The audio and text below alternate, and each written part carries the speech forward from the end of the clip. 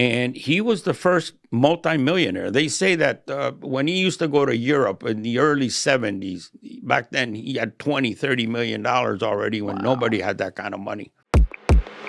Who was Alberto Cecilia Falcone again? Alberto Cecilia Falcone was Cuban. He came to the U.S. at an early age, not an early age, but he must have been 17 or 18, and he started working for the CIA. Oh. He started working for the CIA. Then he went rogue. He went to Tijuana, and he started to move pot. But you sure he went rogue, or that was a part of the mission? No, he went rogue. Okay. He went rogue. He started to move pot in big amounts. And he was one of Mexico's first marijuana multimillionaires. Back in 76, let's say, 75, 76, 74, when there was no, Chapo was around, the Arellano brothers were around, but they were low level. Right. He was the highest level guy working in Mexico, Alberto Cecilia Falcone. Is this like right when Miguel Angel Felix Gallardo was decided to get in the game? Yes. Yes. Alberto Cecilia Falcone at that point, well, you can tell in Narcos Mexico, although they killed him in Narcos Mexico, and I called Jesse, I said, that's not true, because I was with Alberto in 1996. Did they do that because it was Hollywood, or did they really think he had been killed? No, it was Hollywood, or a mistake, or they just wanted to end his part in the series. Understood. And they figured kill him, because actually what happened to him was he went away for 18 years. He was the first guy to escape a Mexican prison via a tunnel. They put him in Lecumbre prison, and he escaped. What was his full name? Falcone, but Alberto Cecilia Falcone. Cecilia with a yeah. Let's pull up this guy's Wikipedia. Alberto Cecilia Falcone. So he was a Cuban, ends up in America, works for the CIA. What was he doing on behalf of the CIA allegedly? Probably something to do with the Bay of Pigs. Oh, nice. Probably to do, with the invasions and that shit. Okay, so Alberto Cecilia Falcone, this is from the Narcos wiki fandom. He was a Cuban drug lord active in Mexico, a prominent high society cocaine trafficker. Cecilia Falcone shipped cocaine into the United States through the Tijuana corridor.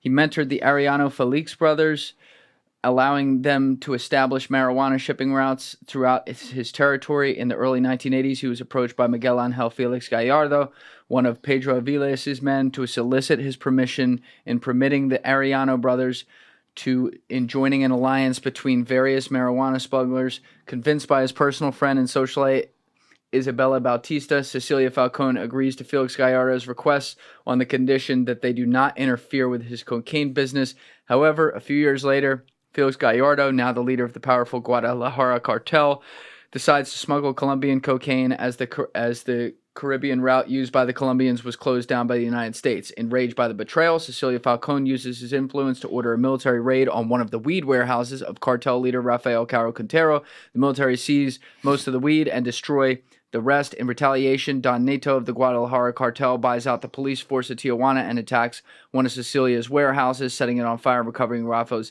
marijuana. Felix Gallardo sends Isabella to negotiate a truce with Cecilia Falcone, and she succeeds in doing so. However, the DFS immediately kills Cecilia Falcone after she leaves, giving the complete control of Tijuana to Felix Gallardo. So that was not true. That was not true. Okay. That was not true.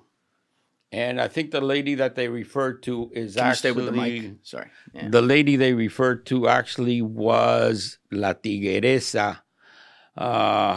What was her name in Mexico? What the hell? Well, I have it somewhere. But she was a famous movie star. Because Cecilia Falcone was a very elegant, educated man.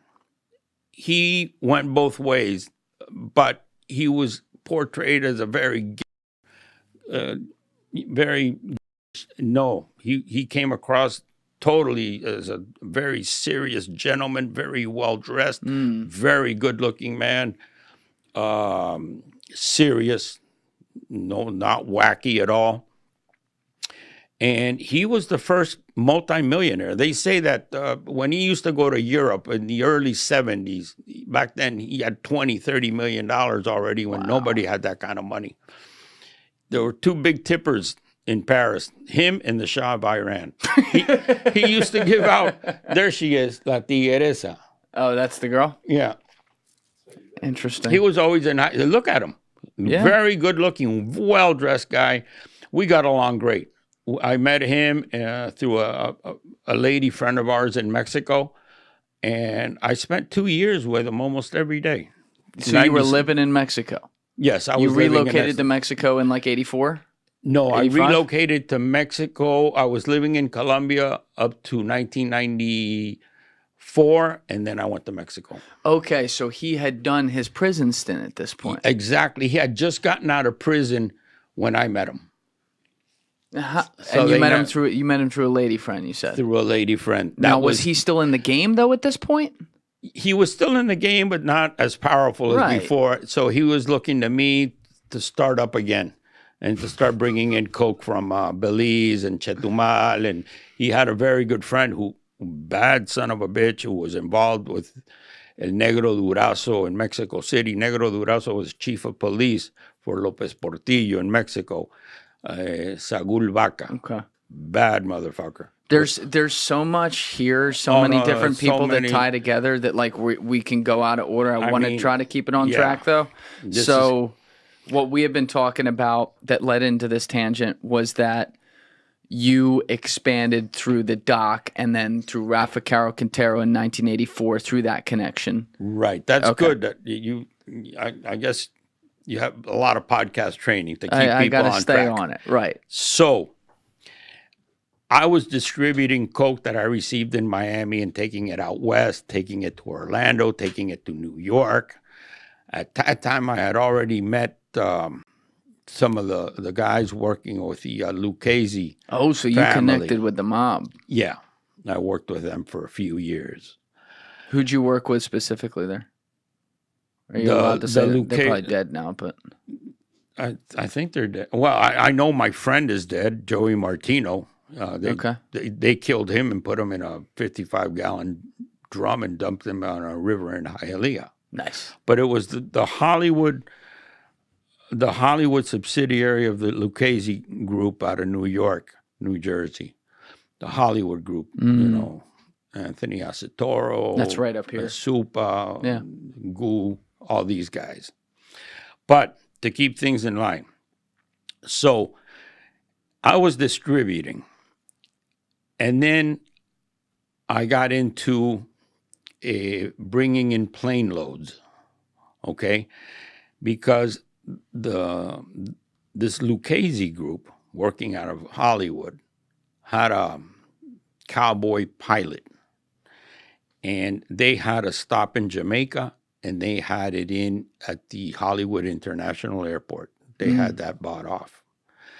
So I met this guy, Joey Martino, who was working with the mob, the Lucchese group. And we started doing planes from Monteria to Jamaica, gassing up and coming right into Hollywood International Airport like nothing. We used to bring in 300, 350 kilos at a time. We were doing that like clockwork. Boom, boom, boom. How'd you get away with it at the airport? They had it paid off. They had that whole shit bought. Thank you for watching the video, guys. If you haven't already subscribed, please smash that subscribe button and check out this clip's full podcast episode by clicking here or in the description below.